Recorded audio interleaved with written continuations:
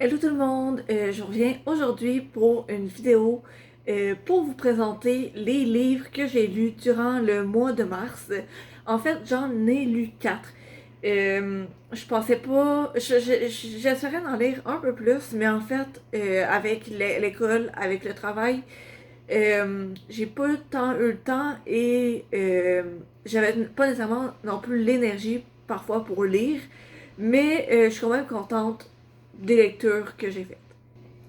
Donc la première lecture que j'ai faite, en fait, c'est une lecture commune. C'était L'Antilune de miel de Christina Lorraine et publié chez les éditions Hugo.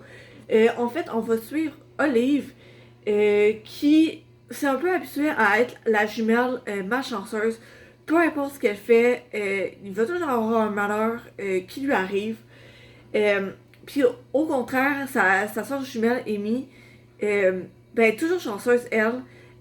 Amy va se marier et tout son mariage a été gratuit parce que Amy a participé à plein de concours et elle les a tous gagnés. Et elle a même gagné sa lune de miel. Mais Amy et son mari n'ont pas pu y aller parce que, ben, à leur buffet de mariage, tout le monde ont été malades, sauf Olive, parce que elle était allergique aux fruits de mer, ce qui servait dans les buffets. Et Ethan, dans le pire ennemi de Olive et le frère du marié, en fait, qui lui n'aime pas les buffets. Donc, Amy offre à Olive et Ethan d'aller à sa lune de miel à leur place parce que c'est pas remboursable ni rien. Donc, le voyage se fait peu importe qu'il y aille ou non. Donc, c'est ça. Non, Olive et Ethan s'y rendent et font semblant d'être, dans le fond, le couple de Amy et son mari. Et pour vrai, ça a été une belle lecture, vraiment belle lecture commune. Ben déjà de base, les filles avec qui je l'ai faite, ben c'est vraiment le fun d'échanger avec elles sur, ben, sur cette lecture-là. Mais aussi, c'est le fun de voir un peu le personnage de Olive un peu changer d'attitude, un peu évoluer justement par rapport à son attitude parce que dans le fond, elle voyait pas mal juste le négatif. Et ça, durant la lune de miel, puis en apprenant à connaître Ethan, ben, sa perception de sa vie va un peu changer. Puis c'est le fun aussi voir l'évolution de la relation entre Olive et Ethan. Parce qu'en fait, ben, Olive a une certaine perception de Ethan, puis Ethan en a une autre de Olive. Puis ça, à force d'apprendre à se connaître, ben, Olive se rend compte que justement sa perception de Ethan est peut-être pas nécessairement fondée sur des trucs qui se sont réellement passés, mais plutôt sur sa perception à elle de ces événements-là. Sinon, j'avais aussi un autre point. Oui, c'est ça. Il y a plein d'affaires qui se passent dans l'histoire. Il y a plein de retournements. C'est le mot que je cherchais. Puis c'est vraiment le fun à ces retournements-là dans le livre. Et l'autrice, ben dans le fond, sa plume fait vraiment en sorte que ben, on reste accroché tout au long de l'histoire. En tout cas, c'est vraiment un livre que j'ai apprécié. L'Antilune de miel, c'était le premier livre que je lisais de Christina Lorraine.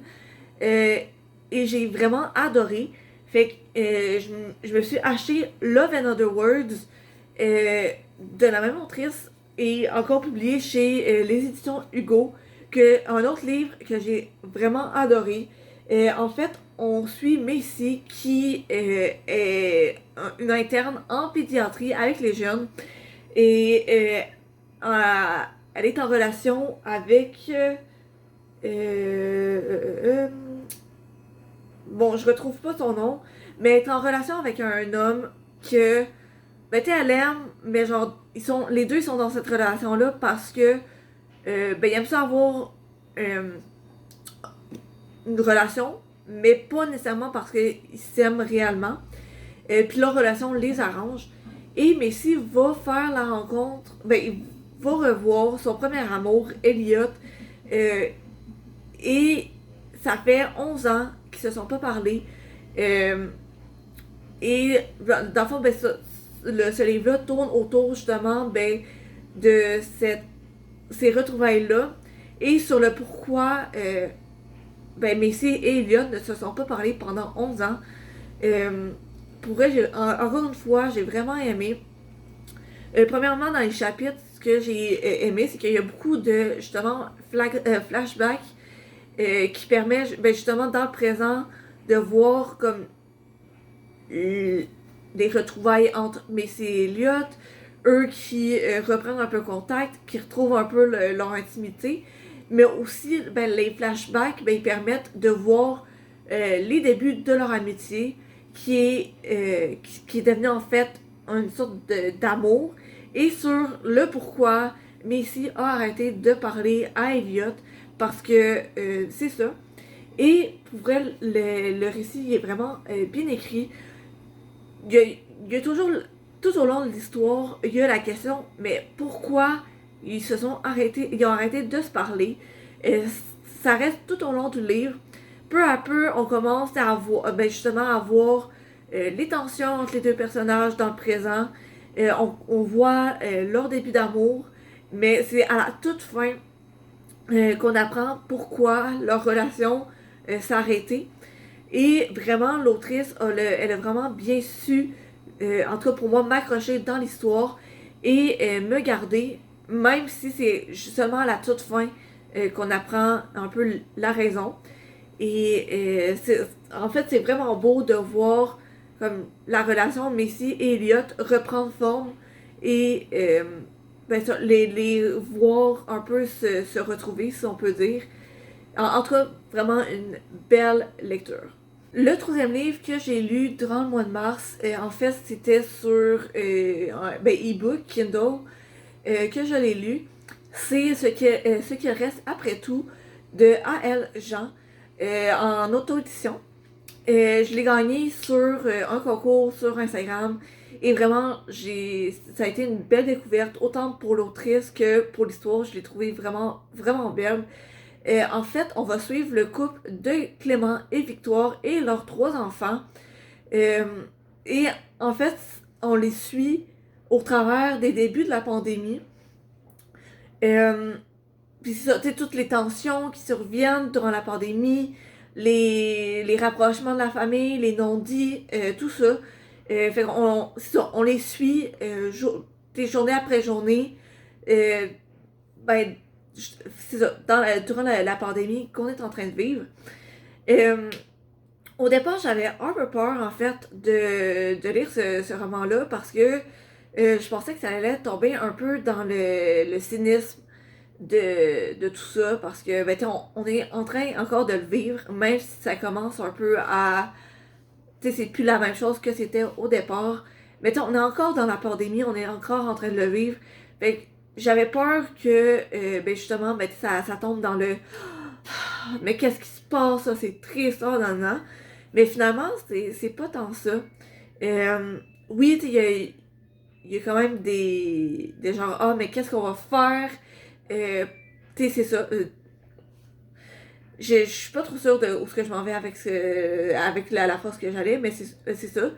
Puis ce que j'ai aimé, c'est que, ben, tu sais, il y a Victoire et Clément, puis il y a leurs 3 enfants. Puis dans le roman, ben, la narration varie d'enfant en enfant, puis entre les parents aussi. Fait qu'on voit un peu les perspectives des 5 personnages. Donc, tu sais, oui, il y a les parents, ce que eux ils vivent avec le travail, avec la prise en charge des enfants, mais il y a aussi, genre, le vécu des 3 enfants, je me souviens plus de leur nom, mais les deux plus vieux, ils sont secondaires, je pense, entre pour l'équivalent québécois. Ils sont dans les secondaires, en tout cas adolescence. Tu pu voir leurs amis, pu voir leur amoureux ou la personne en qui ils sont intéressés. Fait que justement, la vie sociale des adolescents, c'est beaucoup. Et puis, tu sais, même moi, je suis rendue à l'université, ma vie sociale, c'était beaucoup à l'université avec les personnes en classe. Donc, je m'imagine que c'est un peu similaire avec les jeunes au secondaire, que une bonne partie de leur vie sociale, c'est à l'école parce qu'on passe la journée à l'école. Fait que ça, on voit beaucoup cette difficulté-là chez eux. Sinon, la plus jeune, elle a 5 ans. Elle aussi, elle le vit assez mal. Ben justement, elle non plus, elle peut plus voir ses amis. Elle peut plus voir la femme qui l'aide par rapport à sa prononciation. Puis ses rencontres, elle les aimait bien. Aussi, elle, pour elle, elle sent beaucoup de ce que ses parents ils projettent un peu les anxiétés l'anxiété de ses parents. Puis elle le ressent beaucoup, puis elle pense que ça a trait à ce qu'elle elle fait. Fait en tout cas, vraiment une belle histoire où ce qu'on voit vraiment euh, différents points de vue, différentes émotions. Puis vraiment, c'est un livre que je recommande. La dernière lecture que j'ai faite, c'est Filles à vendre de Diana Bellis et dans la collection Tabou. En fait, pour ceux qui connaissent pas la collection, c'est différents auteurs, autrices qui écrivent des livres sur un sujet qui est quand même assez tabou. Les sujets sont très variés, mais c'est des sujets qu'on ne trouve pas nécessairement beaucoup dans la littérature. Et dans ce livre-ci, c'est sur l'exploitation sexuelle. Et on va suivre Leila, qui est une jeune femme une jeune adolescente de 15 ans. Dans le fond, son chum va casser avec elle parce que elle veut pas coucher avec lui. Tout le monde va l'apprendre à l'école, tout le monde va parler un peu d'elle, de sa virginité, qu'elle n'a pas couché avec personne. Puis là, en plus de ces tensions-là à l'école, ben ses parents ils l'écoutent pas trop. Elle va se battre à l'école, mais genre ils veulent pas apprendre à comprendre la raison pourquoi. Ils la tassent, ils l'écoutent pas. Donc tout ça va faire en sorte que elle va partir de chez elle, elle va se retrouver à Montréal. Puis ça, elle va être vulnérable en fond. Et elle va faire la rencontre du beau Jonathan qui lui promet une belle vie. Il connaît quelqu'un dans le domaine de la musique, puis elle veut devenir chanteuse, elle veut être dans ce domaine-là. Il lui achète plein de belles affaires. Et peu à peu, elle va se retrouver dans le monde de l'exploitation sexuelle. Et ça tourne justement autour de tout ça. C'est vraiment une lecture quand même assez difficile parce que ben justement ben, on n'en parle pas beaucoup, mais aussi juste de voir un peu les derrière de la scène parce que tu sais oui quand on entend parler c'est les victimes ils se font prendre nanana puis genre on essaie de les aider mais ils veulent pas nécessairement mais tu sais c'est un sujet assez lourd. Plus ce que j'ai aimé dans l'histoire c'est qu'on suit Leila donc un peu le processus qui l'emmène, elle, à tomber dans la prostitution, dans l'exploitation sexuelle, justement. Donc, tu sais, c'est toutes les complexités un peu de ça, parce que, dans le fond, elle tombe là-dedans parce que l'homme qu'elle aime lui demande et elle le fait par amour et tout ça. Donc, bref, tout ça pour dire que j'ai vraiment aimé ça, puis de voir un peu comme un peu un parcours là-dedans. Je trouve que ça l'éduque quand même assez bien sur le sujet. Ouais. Donc, ça, c'était mes 4 lectures du mois de mars. Si jamais vous en avez lu dans ceux-là, n'hésitez pas à me le dire en commentaire. Sinon, vous pouvez aussi venir me parler en commentaire des lectures que vous avez lues durant le mois de mars. Et je vous retrouve bientôt dans une autre vidéo. À la prochaine.